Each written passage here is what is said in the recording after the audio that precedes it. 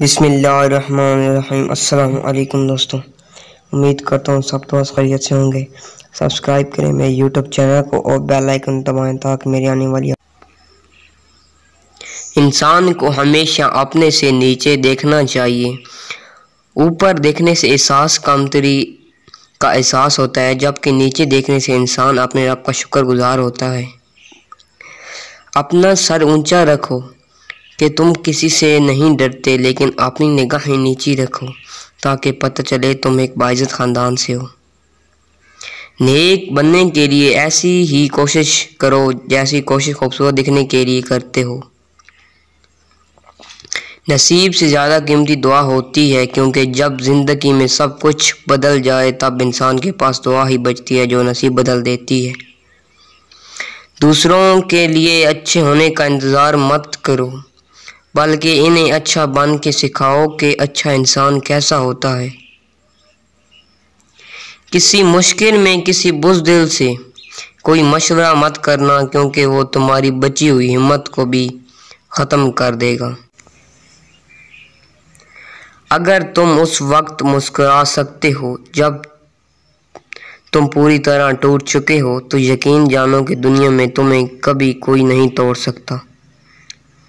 اللہ کی نافرمانی کرنے سے انسان ہمیشہ پریشان ہی رہتا ہے، چاہے بادشاہ کیوں نہ ہو۔ اللہ کو راضی کرنے سے انسان ہمیشہ سکون میں رہتا ہے، چاہے فقیر ہی کیوں نہ بن جائے۔ دو چیزیں اخلاق کی وضاحت کرتی ہیں: آپ کا ظرف جب آپ کے پاس کچھ بھی نہ ہو، اور آپ کا رویہ جب آپ کے پاس سب کچھ ہو۔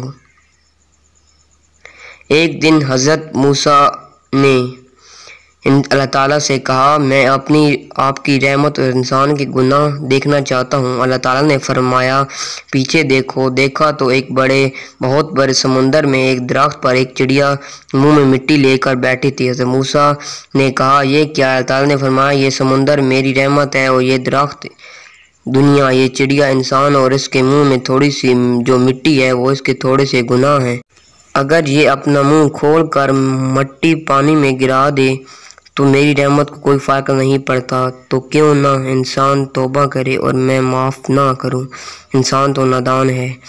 دسترخوان میں سے جو کچھ زمین پر گرے اسے کھا لو، کہ اس کا کھانا اللہ تعالیٰ کے حکم سے درد سے شفا بخشتا ہے، خاص طور پر اس شخص کو جو اس کے ذریعے طالب شفا ہو۔